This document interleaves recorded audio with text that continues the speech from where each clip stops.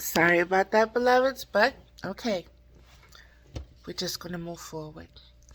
And it took all the first video for me to get here, and it just basically went through what I was going to say, but now I'm going to get into it, okay? Like I said, it's about to get real funky up in here. Blonde, I see you. Make it plain. Hashtag make it plain. Odor, death, and decay equals funk. Odor, death, and decay equals funk. Body odor. Odors come from dead, rotting cells. Comes from the moisture, the dampness, the darkness within that cell. Comes from unwashed. Okay? It comes from the raw. It comes from the essence of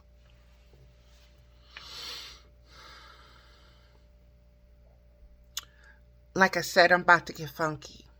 So I'm going to speak in terms of the divine feminine. And then in speaking in terms of the divine feminine, understand that it's birth, death, and rebirth. Understand the sense of smell that is associated with this aspect of the divine feminine. Okay? Understand the period. Understand the vaginal odors. Understand the mustiness. Understand each being has its own scent, its own funkiness. Just like in the forest, when you walk and you move the dirt or the leaves around that have fallen, there's a musty smell there. What you're smelling is birth, death, and rebirth. Fall, the season of fall, has a scent to it.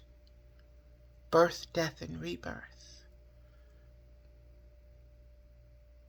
It's represented in the colors of brown and orange.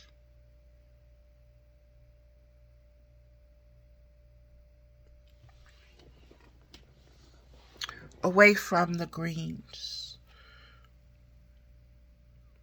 Why? Because the leaves have did what?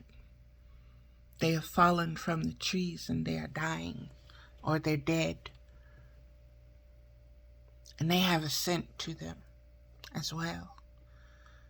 I don't know if you've ever as a child played and had to gather up the leaves and just smell them, and then you dive in them and you play in them, or you pick them up and you put them in the bag, or you burn them, or whatever you're going to do. But you're aware of the scent, the odor of them. Nothing else smells like it. Autumn. Nothing else smells like October. This is an aspect of the divine feminine when she is shedding. Just like that womb sheds those cells in that womb that were ready to make that sacred space even more sacred, to hold life. Nothing came, so the cells fall. Okay, they have to die and they fall, and the woman bleeds. And this blood, we call it a period because it's during a period of time. It's very lunar. Again, the white, the blonde, the silver, the platinum, the innocent. It's all connected, beloveds. And winter comes. That's another white. Okay? I want you to understand once again why the Spirit is speaking of this so profoundly at this time.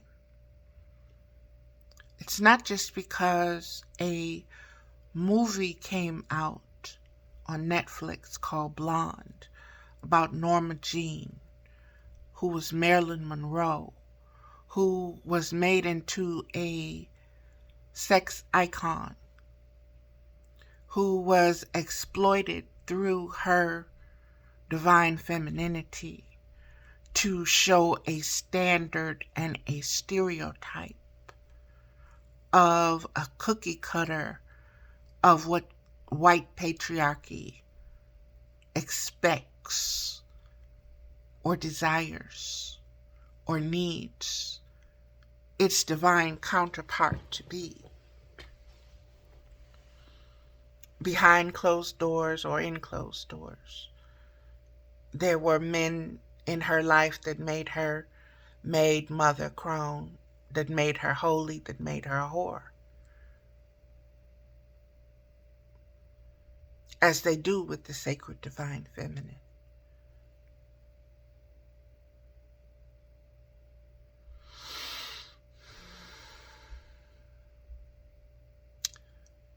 Beloveds, once again, I want to move back to the purpose of this video and the funkiness of it. And when civilization comes to sweep away, to wash away, whitewash away the funk, I want you to understand something can appear so pristine, so beautiful, and yet inside be rotting with maggots and be so funky. And all you can do is keep whitewashing it to try to keep the smell down. But, oh, it's so pretty. Ooh, ooh. This is it. This is the standard. That's it.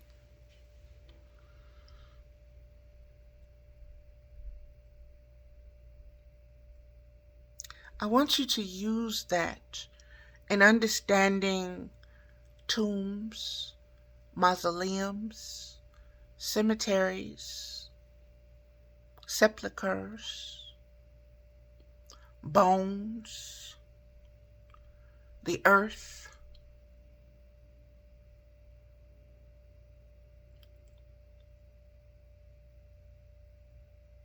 and the pasteurization that human beings, that patriarchy, that men use in order to whitewash their fear of death and dying and blood and rotting and stinking. And why women have been so made to feel that they need to cover their sense up, to be so ashamed of even having body odor, of even having the ability to sit with your own smell. Why would you do that? Go wash it away. Go clean it up. Go clean yourself. You're dirty. You're nasty. Nasty woman. Stinky women. Dirty women. Funky women.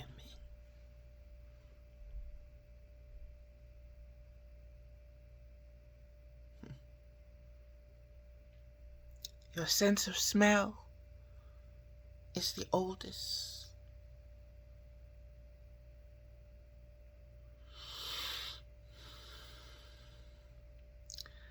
The smell most known to you is blood. The iron in the blood. The oxidation of the blood. Ancient healers knew what was wrong with people by their smells.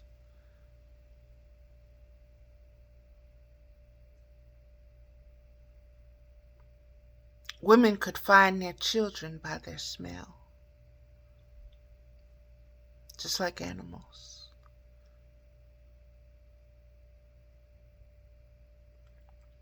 The divine feminine is instinct and intuition. It is very interwoven with the sense of smell, with the sense of taste.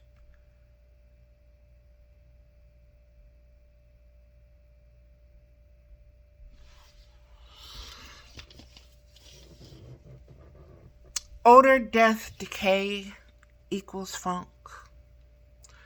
A lot of music in the 60s and 70s, when everything was getting earthy, once again, everybody were identifying as earth children, and they were speaking of peace.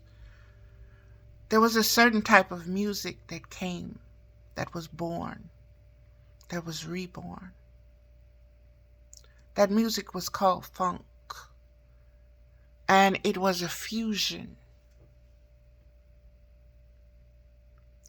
And that funk, you have to understand exactly what it was speaking of. It was speaking of the grimy, the dirty, the musty, the nasty. Alchemy, merging, mixing.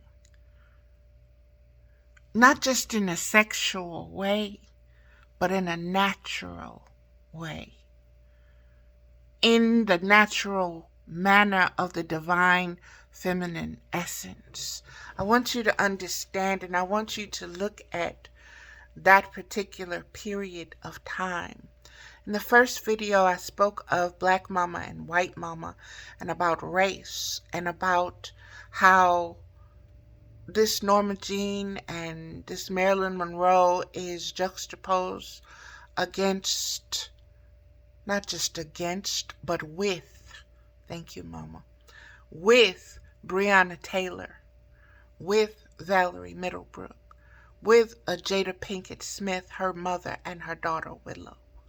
I want you to understand and understand the synchronicity and the web and the Spider Woman energy, the ancient Spider Woman energy that is weaving this all together for you to see, for you to witness, for you to observe, for you to know, for you to use to expand your conscious awareness of what the divine feminine is, what that light frequency is. It is unconditional love, period.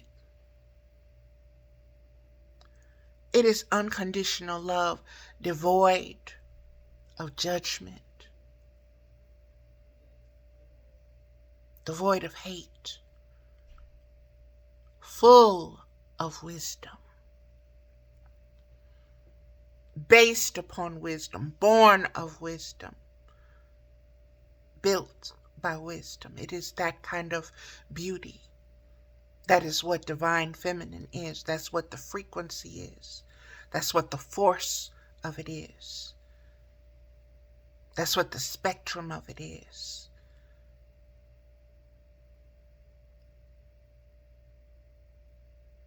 And it was born when light separated, came out of possibility and began manifesting, began creating, began multiplying and being fruitful in its own image.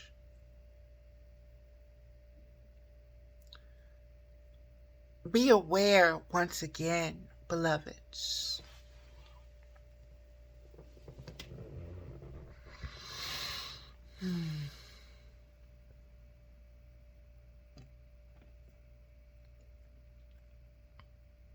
of the Trinity. Understand that there is a divine sacred feminine, there is a divine sacred masculine, and there is a divine sacred hermaphrodite. And I know that's going to fuck a lot of you up, but it is what it is. Understand that from those three elements, birth, death, and rebirth, everything is born. Everything is generated. Everything is formed. Everything is manifested. Everything exists. Understand in universal mathematics that some things will lean more towards one way than the other. That the divine hermaphrodite is the pure aspect. It is unseparated from it is not, I'm just masculine or I'm just feminine. It is truly, purely both. And human minds may not be able to conceive that or conceptualize that, but you can say it's ground zero. Okay? And you can say the masculine is the negative one, and the divine female is the positive one. And I only use those numbers and the ratings of negative and positive in the mathematical sense of integers, in that language. So don't get it twisted, okay? The feminine gets to be positive because she is able to multiply. She's able to carry. She's able to give birth. She is able to increase. Okay? So understand that aspect of it. This is making it plain, beloveds. This is understanding the odors that are coming through to you in the frequencies of communication, and being able to look at something and say, that don't smell right, that ain't right, that don't feel right, that don't look right, that's slimy, ugh, that's sticky, that's stinky, that's nasty. Understand where these concepts originate from. Understand in the story of creation where we will create them in our image. Understand where the Tower of Babel comes into that. And understand what was separated in that moment truly was the masculine and the feminine. Okay? When the Bible speaks of, I will put enmity between you, that is what this is. This enmity between you reflects that of the Satan, the great dragon, and the woman of heaven and her children.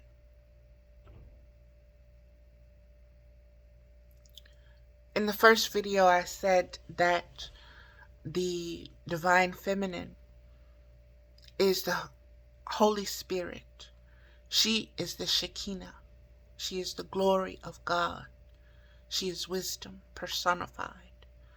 or wisdom's consciousness able to magnify and express itself and expand itself through us as individuals, through us as collectives, beyond space and time, into every present moment.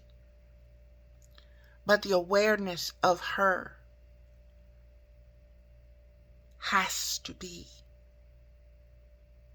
in order for the wholeness, in order for holiness to be fully appreciated, for the beauty of creation to be fully integrated, known, experienced, welcomed.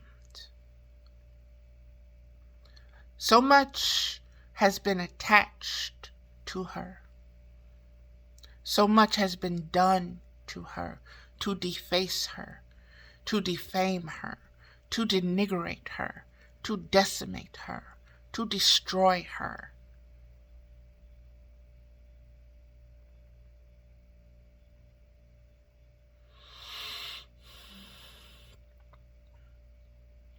And yet she speaks through us still.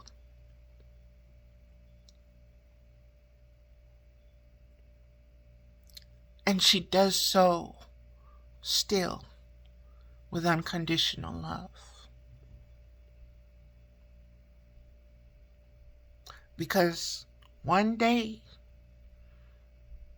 we are going to know ourselves. And we are going to love ourselves unconditionally. And when we love ourselves unconditionally, that love will grow. It will expand itself beyond consciousness, spiritual consciousness. It will manifest itself in ways that only exist in the highest heavens. But understand, you are a multi-dimensional being, quite capable of bringing heaven upon earth, as above so below, simply by knowing thyself, simply by loving the divine feminine within you, simply by allowing and teaching the divine masculine within you how to communicate, how to appreciate, how to see, how to witness, how to observe, how to treat the divine feminine also within you. And when those two forces within you are at peace, that peace echoes and resonates throughout the galaxy. And it causes a harmonic, symphonic convergence. That is what the age of Aquarius is here to help bring in. The water bearer is a conduit. She is the way shore. Water is the way. Water is divine feminine, beloveds. Divine feminine consciousness materialized, fluid, liquid, wetness, moistness, sticky, funky, bloody, earthy, odorous.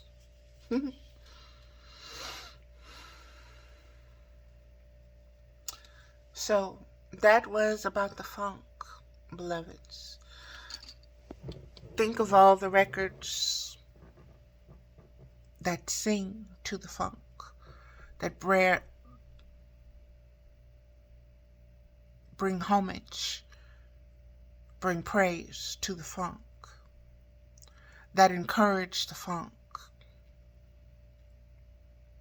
that encourages you to be funky and smell your true self.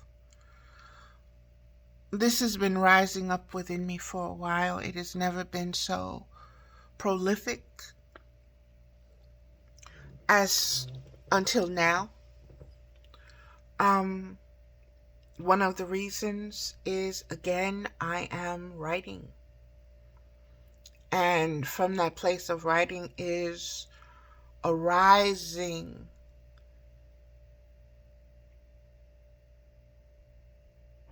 so much depth, and it's like so much clarity, spiritual clarity is coming with this as insight and revelation.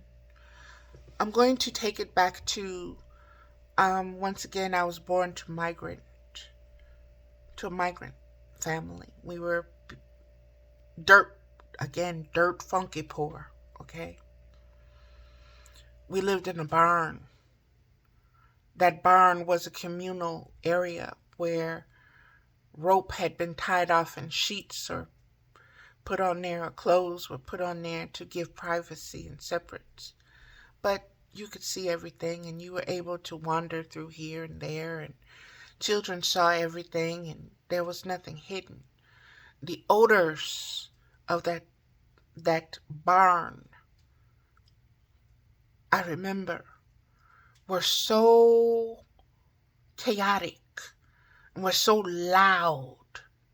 And I want you to understand that it's a barn, beloveds. Okay? It's a barn. And I want you to understand this was a place where animals had been. Where animals, human animals, I guess, were now housed. These were unwashed people because they worked in the fields. Okay? These were musty people. These were sweaty people, bone tired. There was no water to take showers and baths. You washed up. That's the only way you could to keep yourself clean. And maybe every now and then you got a bath maybe once a week where water was boiled and put in a big washing thing, and you got in there and you were bathed. And more than one of you got in that water. Okay? Several of the children would get in the water and get bathed at a time. So funkiness and all of that was natural. Wasn't a big deal. Seeing each other's bodies dirty wasn't a big deal. Emptying chamber pots wasn't a big deal. There was no bathroom, there was no toilet, there was no sewer system. There was an outhouse way across the way.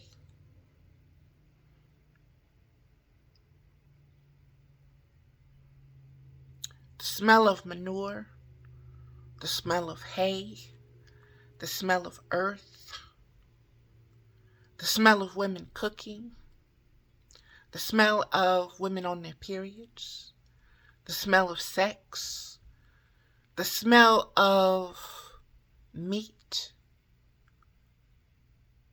being butchered. All of these smells were around, and they were natural. And it wasn't until I came into contact with others that I saw myself as being dirty, being stinky, being poor. being ugly because of the color of my skin, the color of my parents' skin, where we lived, and the work that they did.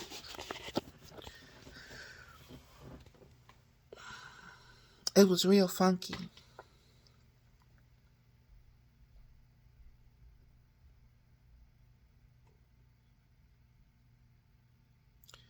We have gotten so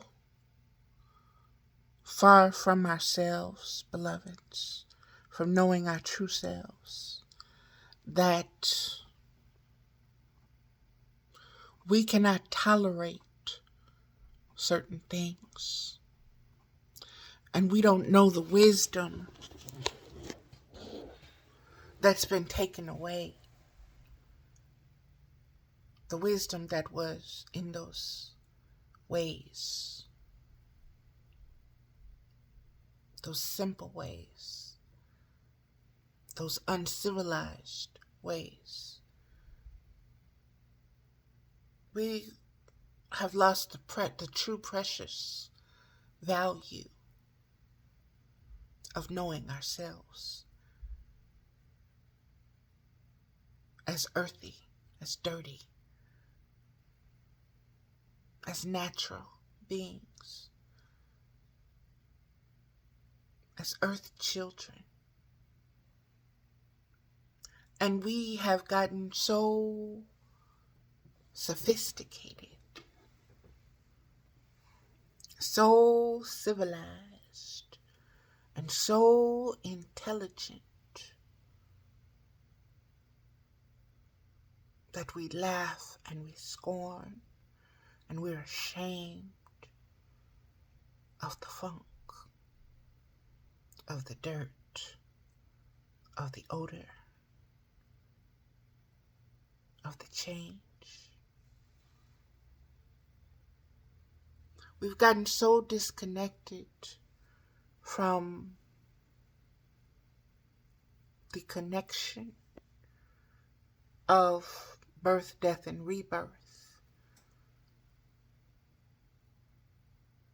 as a cycle and as a season, as a continuum, as a divine way of being. Because the masculine says no. That's unappealing. Let me show you how to do it.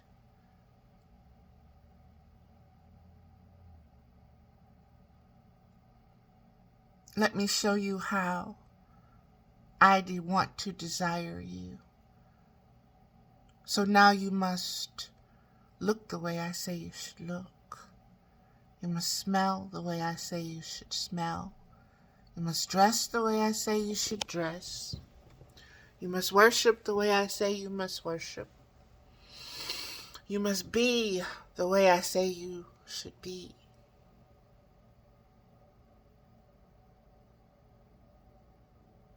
Because I say so.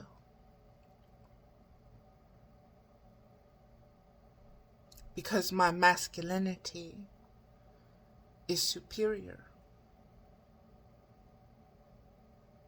to your femininity, your divine femininity. My divine masculinity is greater than your divine femininity, and you need to bow down.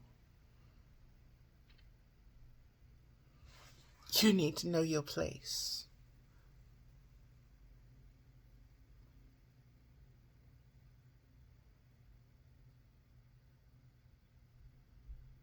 Know your place. Where is my place? Underneath the man, missionary style.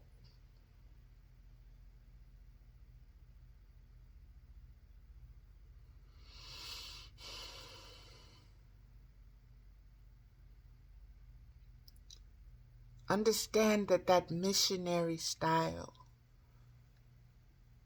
is very symbolic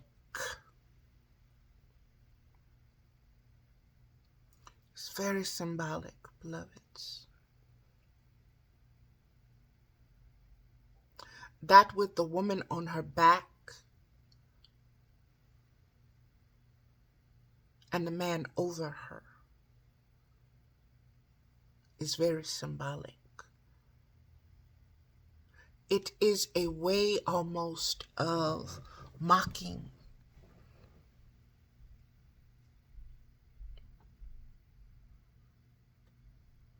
the agricultural aspect of the earth, plundering her, raping her, prodding her, spreading her, seeding her, getting her funky with your funk.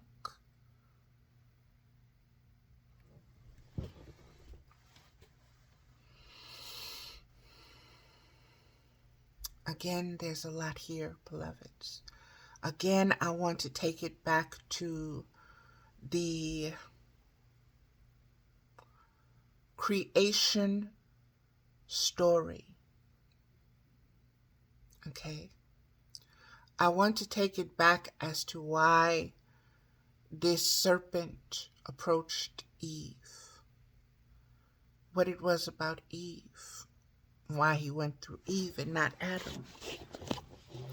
I want you to understand everything that I've been telling you of the divine feminine and of this satanic, Luciferian, false light, false beauty, false sense of divine femininity, the wanting to be, the wannabe.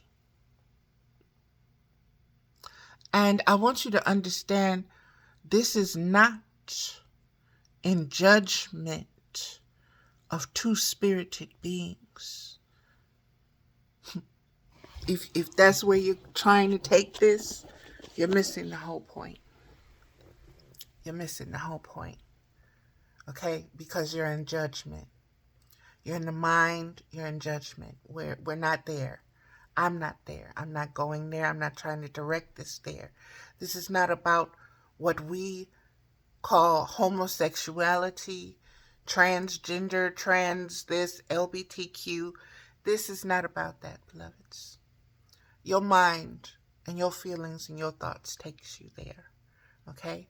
And that is at the direction of those with agendas, okay? And those with those agendas, they call it dirty, but guess what? That's where they seed themselves. That's what they use to turn out, to tarnish the divine femininity. Remember that. To demean her. To desecrate her. To deny her. Not all males are manipulative. Not all males are envious of women. Not all men hate women. But baby, do not fool yourself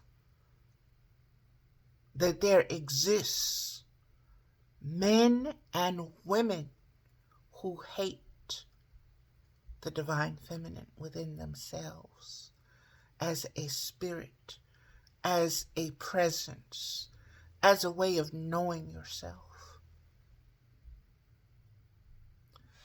And this is what is manifesting itself again in our awareness, again in our ways of trying to self-identify once again within this patriarchal system. And everything that you see going on is about, I'm going to use the word, coming to a head. Coming to a very funky head. A very uncircumcised funky head. Okay?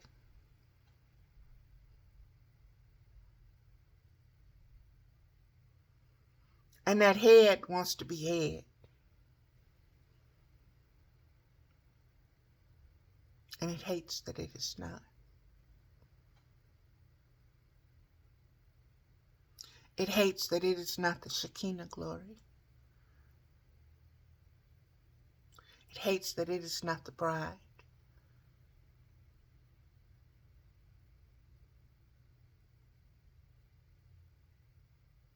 And what it does to the divine feminine within human beings is atrocious. But we are spiritual beings, and we allow our minds and our thoughts and our desires to be programmed, to be conditions for our loving ourselves. Our thoughts and our feelings are our conditions for knowing ourselves, for loving ourselves, for identifying ourselves, for being.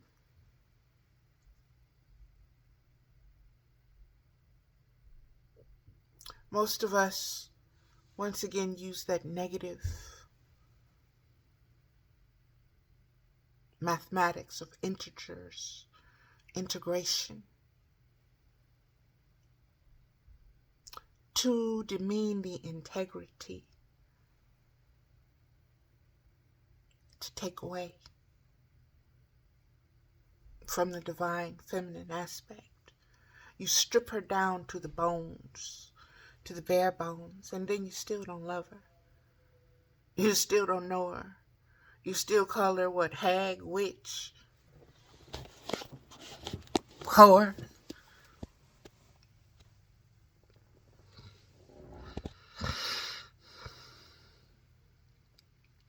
So much is coming up right now, beloveds. So much is coming up